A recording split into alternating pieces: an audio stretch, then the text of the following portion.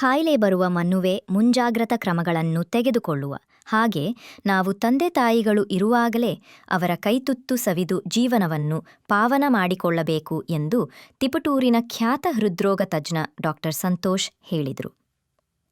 ಶ್ರೀ ಪತಂಜಲಿ ಯೋಗ ಶಿಕ್ಷಣ ಸಮಿತಿ ವತಿಯಿಂದ ಹಾಸನ ಜಿಲ್ಲೆಯ ಅರಸೀಕೆರೆ ತಾಲೂಕು ಕೆಂಕೆರೆ ಗ್ರಾಮದಲ್ಲಿ ಹಮ್ಮಿಕೊಂಡಿದ್ದ ಮಾತೃಭೋಜನ ಕಾರ್ಯಕ್ರಮವನ್ನು ಉದ್ಘಾಟಿಸಿ ಬಳಿಕ ಮಾತನಾಡಿದರು.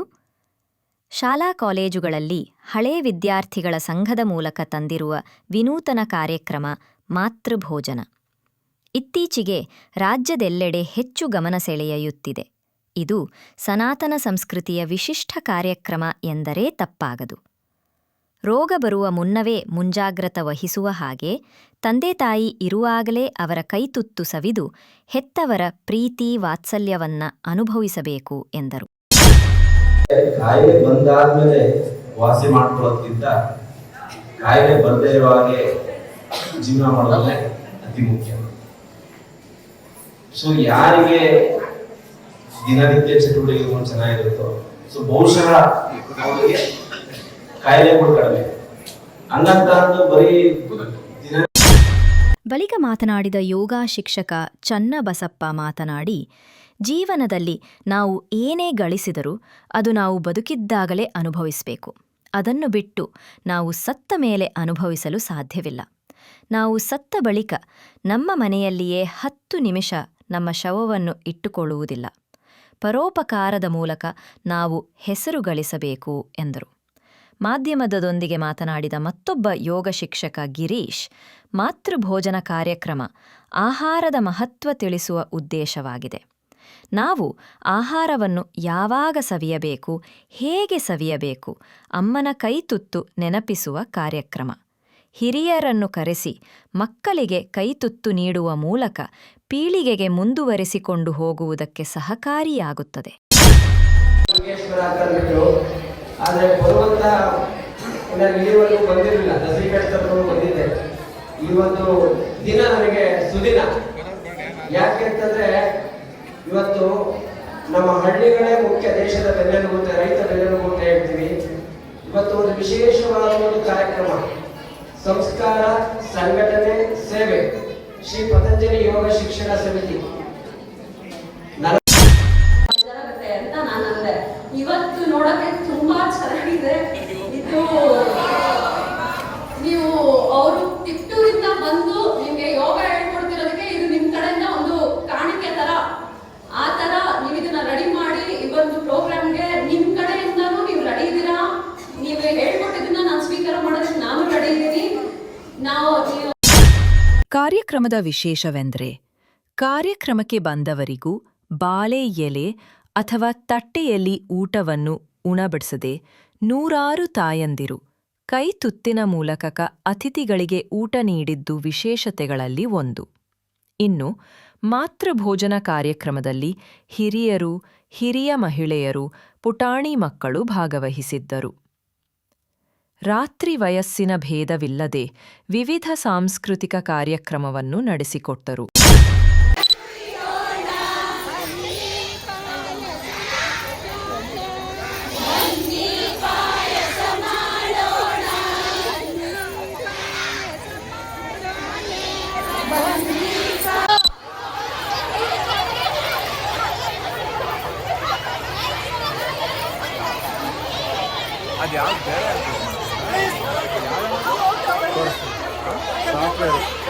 ಅದಕ್ಕೆ ಅನ್ಸುತ್ತೆ ಅಷ್ಟು ಕ್ಲಿಯರ್ ನಾರ್ಮಲ್ ಕನ್ನಡ ಬರಲ್ಲ ಅನ್ಸುತ್ತಲ್ಲ.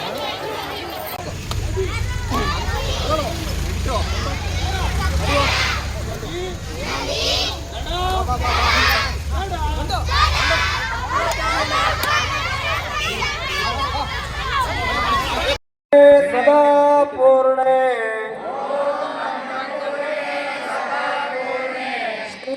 ಪ್ರಾಣವಲ್ಲಭೆ ಜ್ಞಾನ ವೈರಾಗ್ಯ ಸಿದ್ಧ್ಯರ್ಥ್ಯಂ ಭಿಕ್ಷಾಂ ದೇಹಿ ಚ ಪಾರ್ವತಿ.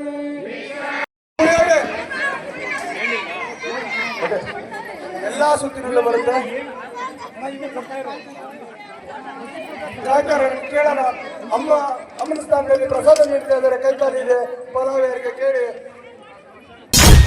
ಅರಸೀಕೆರೆ ತಾಲೂಕಿನ ಕೆಂಕೇರಿ ಶಾಖೆಯಲ್ಲಿ ಈಗ 77ನೇ ದಿನದ ಯೋಗಾಭ್ಯಾಸವನ್ನು ಅಂದರೆ ನಾವು 2.5 ತಿಂಗಳಿಂದ ಇಲ್ಲಿ ಒಂದು ಶಾಖೆಯನ್ನು ಉದ್ಘಾಟನೆ ಮಾಡಿರ್ತೀವಿ. ಶಾಖೆ ಉದ್ಘಾಟನೆ ಮಾಡಿ ಇವತ್ತಿಗೆ ಸುದೀರ್ಘ 77-78ನೇ ದಿನದಂದು ವಿಶೇಷವಾದ ನಮ್ಮ ಸಮಿತಿಯಲ್ಲಿ ನಡೀತಕ್ಕಂಥ ಮಾತೃಭೋಜನ ಕಾರ್ಯಕ್ರಮ. ತಾಯಿಯಂದಿರಿಗೂ ತಾಯಿ ಮತ್ತು ಮಗುವಿನ ಅಥವಾ ನಮ್ಮ ಸನಾತನ ಧರ್ಮದಿಂದ ಏನೇನು ನಮ್ಮ ಸಂಸ್ಕಾರಗಳನ್ನು ನಾವು ಈಗ ಕಳ್ಕೊಂಡಿದ್ವಿ, ಹಿರಿಯರಿಗೆ ಗೌರವಿಸೋದಾಗಿರ್ಬೋದು, ಕಾಲಿಗೆ ಬೀಳೋದಾಗಿರ್ಬೋದು, ಹಣೆ ಕುಂಕುಮ ಇಡೋದಾಗಿರ್ಬೋದು, ಕೈಗೆ ಬಳೆ ಯಾಕೆ ಹಾಕ್ತಿದೀವಿ ಅನ್ನೋದಾಗಿರ್ಬೋದು, ಈ ಎಲ್ಲ ಮಹತ್ವವನ್ನು. ಆಮೇಲೆ ವಿಶೇಷವಾಗಿ ನಾವು ಇಲ್ಲಿ ಸಾವಿರಾರು ಜನಕ್ಕೆ ಕೂಡ ನಾವು ನೋಡ್ತಾ ಇದ್ವಿ ಇದಕ್ಕೂ ಮುಂಚೆ ಕೈ ತುತ್ತು ನೀಡ್ತಾ ಇತ್ತು ತಾಯಂದಿರು. ಈಗ ಅದೆಲ್ಲ ಕಾಣಾಗಿದೆಲ್ಲ ಸ್ಪೂನ್ ತಗೊಂಡು ತಿನ್ನಿಸ್ತಾ ಇರ್ತಕ್ಕಂಥ ಸಮಯದಲ್ಲಿ ಆ ಮಾತೃತ್ವದ ಮಹತ್ವ ಏನು, ಮಾತೃಭೋಜನ ಅಂತ ತಿಳಿಸ್ಕೊಡ್ತಕ್ಕಂಥ ಅಭೂತವಾದ ಕಾರ್ಯಕ್ರಮ ಈ ಮಾತೃಭೋಜನ.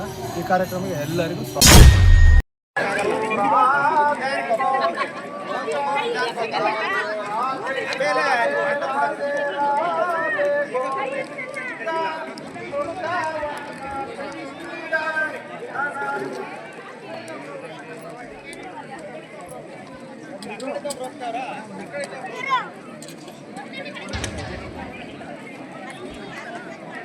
ಹಣ್ಣುಗಳನ್ನ 2-3 ಕಡೆಯಿಂದ ಒಂದೊಂದು ಗುಂಪಿನಲ್ಲಿ ಕೊಡಿ, ಬೇಗ ಬೇಗ ಆಗುತ್ತೆ.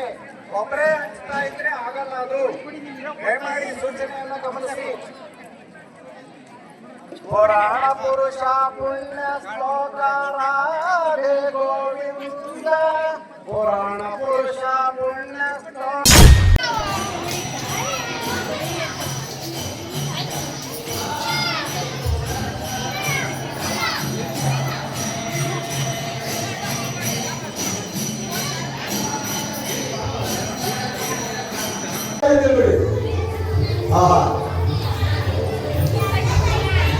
ನೋಡಿದ್ರೆ ಚಂದ ಎಲ್ಲ ಕೂತ್ಕೊಂಡವರೆಲ್ಲ ಈ ಒಂದು ಅದ್ಭುತವಾದ ಮಾತೃತ್ವ ಲಕ್ಷಣವನ್ನ ಭಾವನಾತ್ಮಕವಾಗಿ